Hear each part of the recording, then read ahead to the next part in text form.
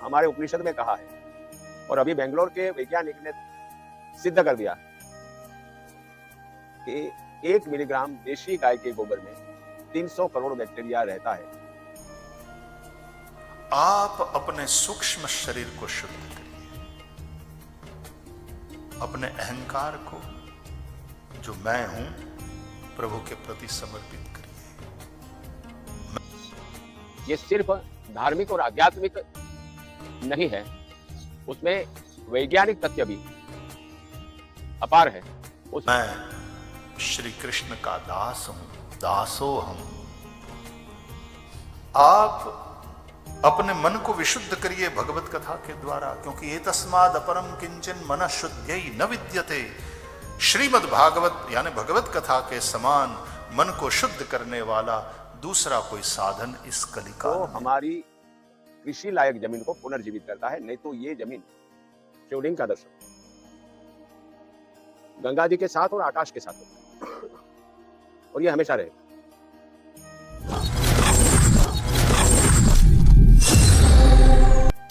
हर हर महादेव। दोस्तों, प्रयागराज संगम और काशी विश्वनाथ मंदिर के सेंटर पे यह गढ़ौली धाम भव्य बालेश्वर महादेव का मंदिर का निर्माण कार्य शुरू हो चुका है और साल भर हो गए लगभग यहाँ पर। तो आज यहाँ पे आप सभी को महादेव की भव्य गाथा का जो है कि चीजें वीडियो बनाने के लिए आए, दिखाने के लिए आप सभी को। वाइफ जो है यहाँ का प्यारा सा एकदम, और बाकी यहाँ पे जो लगा हुआ एकदम महादेव के मंदिर से गंगा मैया है उनका भी दर्शन करने आए आप लोगों को। और यहाँ की जितनी भी चीजें हैं, सुविधाएं हैं, व्यवस्थाएं हैं, सब चीज आपको इस वीडियो के माध्यम से पता चलेगा। वीडियो भले ही लंबी होगी, लेकिन बालेश्वर महादेव क्या मतलब कि गढ़ौली धाम का पूरा प्रॉपर व्यू होगा, प्रॉपर जानकारी होगी कैसे आप यहाँ पे आ सकते हैं, क्या क्या व्यवस्थाएं होने वाली फ्यूचर में, इन फ्यूचर क्या होने वाला है यहाँ पर। और ये जो पिलर देख पा रहे हैं, खंभे बने हैं, 48 खंभे हैं इसमें और 4 द्वार हैं। 4 द्वार हैं प्लस यहाँ पे ये पूरा मंदिर विकास हो जाएगा। लेकिन ये ऊपर देख रहे हैं ना, खुला आसमान, यानी भोलेनाथ का जो है कि गंगा मैया से और आकाश से मतलब कि एकदम सीधा रिलेशन रहेगा, कोई छत वत नहीं रहेगा बीच में। और महादेव का और यहाँ पे नंदी उनके जो है कि राम कथा होना वो अपने आप में क्षेत्र का सद्भाग्य है। उसको सुनने वाले, उस क्षेत्र में रहने वालों का जो कल्याण है वो श्री राम कथा में निहित है। यहाँ हो रही है श्री राम कथा शिव चरित्र। राम कथा में शिव चरित्र जितना आता है, शिव का जो रोल आता है, उसको ज्यादा से ज्यादा यहाँ गाया जाएगा। 2 साल पहले यहाँ नवरात्रि के समय माँ दुर्गा की सप्तशती के साथ ये आश्रम का, ये गढ़ौली धाम का, ओएस बालकुंदन फाउंडेशन काशी फाउंडेशन का काम शुरू करने का उपक्रम हुआ। आप सब देख सकते हैं ऐसे शिव मंदिर, कुछ विशिष्ट है ये शिव मंदिर, जहां भगवान शिव का दर्शन, शिवलिंग का दर्शन गंगा जी के साथ और आकाश के साथ होता है और ये हमेशा रहेगा। हमारे उपनिषद में कहा है और अभी बेंगलोर के वैज्ञानिक ने सिद्ध कर दिया कि 1 मिलीग्राम देशी गाय के गोबर में 300 करोड़ बैक्टीरिया रहता है। गंगा और शिव का नाता, अन्नपूर्णा और शिव का नाता यहां उजागर होता है। ये धाम की कल्पना गौ गंगा गौरी शंकर के कंसेप्ट पर हुई। तो सबसे पहले गौ माता का निवास, उसको हम कहते हैं कुंदन कामधेनु मंदिर, ये यहाँ है। उद्देश्य सिर्फ यहाँ बड़ी गौशाला बनाना वो उद्देश्य नहीं है। उद्देश्य है कि हर घर गाय हो। ये पशुपालक गाय रखे, पशुपालक न हो वो भी गाय रखे। जिसको गौ माता के संबंधित कार्य आता हो वो रखे, वो ना आता हो वो भी रखे। कि गौ माता अपने आप में वेद और उपनिषद काल से माँ का अर्थ ही माँ के स्थान पर जो सोच सकता है, जो काम कर सकता है, जो लगाव रख सकता है, जो भाव दे सकता है, वही माँ है। तो हमारे यहाँ गौ माता और माँ गंगा और गौरी शंकर में गौरी, ये तीनों माँ का स्थान है यहाँ इस आश्रम में। गौ माता जो पशुपालक नहीं है उसको भी रखने की व्यवस्था आश्रम में भी होगी और हर जनपद के बाहर जहां जगह मिल जाएगी वहां भी काव हॉस्टल से माध्यम से भी होगी। हम चाहेंगे कि सबके घर में गाय हो।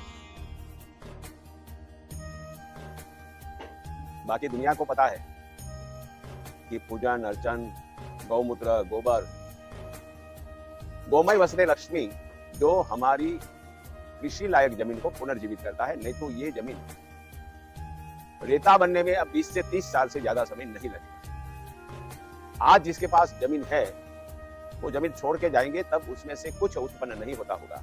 समाज के लिए ये बहुत बड़े खतरे की घंटी है और इसको एक ही चीज बचा सकती है, वो गौ माता है। देशी गाय, विदेशी नहीं। इसमें एचएफ और जर्सी की बात नहीं है। देशी गाय में साहिवाल है, गिर है, तरपारकर है, सिंध है। देशी गाय की जो भी जात है, यहाँ की गंगा तीरी है मगर उसका उपलब्ध कम है। तो गौ माता के फीडिंग, ब्रीडिंग और उसके उत्पन्न का समाज के हर वर्ग तक पहुंचाना, ये उद्देश्य है। एक माँ गंगा के लिए इस देश में नमामि गंगे से लेकर बहुत जगह पे काम चल रहा है। माँ गंगा निर्मल रहे, अविरल रहे, इसके लिए समाज को जहां जुटना है, समाज को जहां सक्रिय होना है, वो सक्रिय होने की कल्पना करें और उसके साथ माँ गंगा और गौ माता दोनों के विषय में जितना रिसर्च करना होगा, अनुसंधान करना होगा, उसका बहुत बड़ा प्लेटफॉर्म गडोली धाम होगा। ये गडोली धाम जहां आया हुआ है वो काशी क्षेत्र है। उसका अर्थ है ये शिव का क्षेत्र है और गंगा के इस पार शिव का क्षेत्र है, गंगा के उस पार विंध्य क्षेत्र है जो माँ का क्षेत्र है। माँ विंध्यवासी शक्तिपीठ, और शिव और शक्ति ये दो से ही सृष्टि का निर्माण होता है। जैसे अभी हमारा चंद्रयान को, जहां चंद्रयान उतरा उस पॉइंट को शिव शक्ति पॉइंट कहा है हिंदुस्तान में और विश्व के लिए। शिव और शक्ति किसी भी धर्म में मानते हो उसके लिए ये सनातन सत्य है। तो शिव और शक्ति की एक प्रतिमा 108 फुट ऊंची, ये शिव मंदिर के सामने गडोली धाम के परिसर में 108 फुट ऊंची शिव शक्ति की, गौरी शंकर की प्रतिमा लगेगी। उसके नीचे इंटरप्रिटेशन सेंटर होगा जिसमें ग्लोबल, वर्ल्ड वाइड गौ, गंगा और गौरी शंकर का सारा साहित्य, ऑनलाइन ऑफलाइन सारे प्रयोग, सारे पुस्तक और ये चीज की रेप्लिका मानी विश्व में कहीं भी जाए वो गडोली धाम में आए तो ये तीनों चीजों की संपूर्ण इंफॉर्मेशन से लेकर ज्ञान उसको मिल पाए और उसके लिए उसको कहीं जाना ना पड़े। ये उद्देश्य है। इस देश में कृषि के साथ जुड़े हुए लोग 72%। गौ, गंगा, गौरी शंकर ये पूरी कृषि के साथ जुड़ी हुई चीज है, समाज की आस्था के साथ जुड़ी हुई चीज है, समाज की संस्कृति के साथ जुड़ी हुई चीज है, समाज के रोजगार, एम्प्लॉयमेंट के साथ जुड़ी हुई चीज है और समाज और परिवार को सर्वांगी स्पर्श करती है। भावनात्मक चीज है। ये सिर्फ धार्मिक और आध्यात्मिक नहीं है, उसमें वैज्ञानिक तथ्य भी अपार है। उस भाव से गडोली धाम धार्मिकता केंद्र भी बने। ये हम बैठे हैं वो योग हॉल, यहाँ योग और ध्यान का केंद्र भी बने, तो आध्यात्मिक केंद्र भी बने।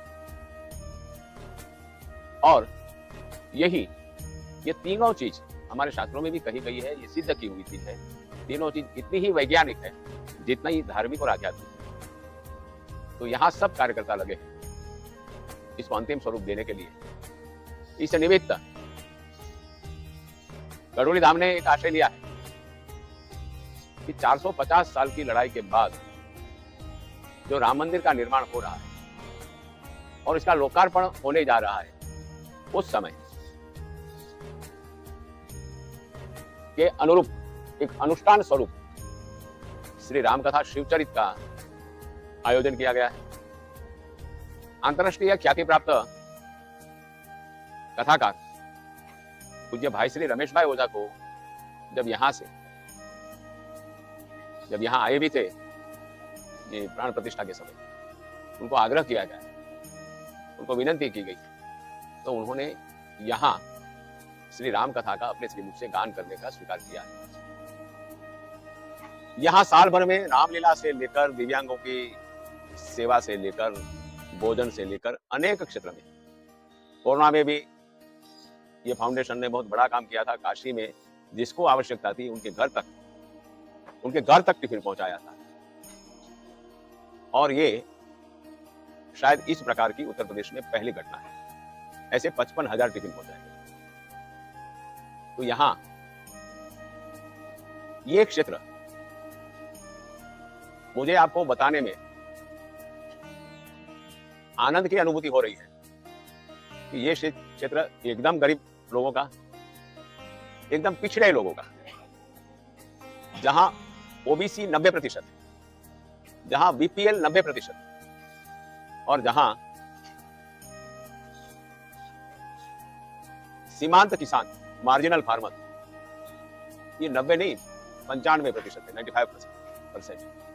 ऐसे क्षेत्र जहां एकदम आवश्यक है, ऐसे क्षेत्र में गढ़ोली धाम के सभी आयोजकों ने यह रामकथा का प्लान किया है, आयोजन किया है, और सबको आपके माध्यम से ज्यादा से ज्यादा लोग यहाँ आए। पूज्य रमेश भाई ओझा वैसे भी आप शिवाष्टक और शिव तांडव से लेकर बहुत चीजों में आप उनको सुनते होंगे। उनका जो आवाज है, उनका ज्ञान है, और उनका संस्कृति के प्रति अपार स्नेह है। इसको आप कहीं भी रिकॉर्डिंग यूट्यूब कहीं भी सुनो तो आपको उसका अनुभव होता है। वो यहाँ आ रहे हैं तब हम मानते हैं कि कम से कम बाहर से तो लोग आएंगे, मगर प्रयाग, भदोही, मिर्जापुर और काशी, ये चारों जनपद के ज्यादा से ज्यादा लोग यहाँ इसको सेंटर मान के, क्योंकि लगभग हम सेंटर में है गढ़ोली धाम, और सब यहाँ उस समय आए। कथा पूर्ण होते समय यहाँ भगवत प्रसाद और प्रभु प्रसाद लेके सब जाए। ये OS बालकुंदन फाउंडेशन काशी का निमंत्रण है, आग्रह है और विनंती है। धन्यवाद।